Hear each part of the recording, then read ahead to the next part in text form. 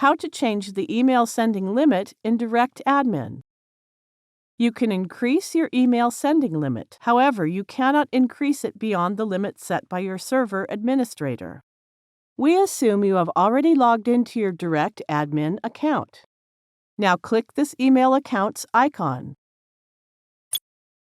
This is the interface where you can create and manage your email accounts. Here it displays the list of email accounts. Click the plus sign for the corresponding email account whose limit you want to change. Then click the Change Limits option. Now enter the desired quantity in Send Limit input box and click the Save button.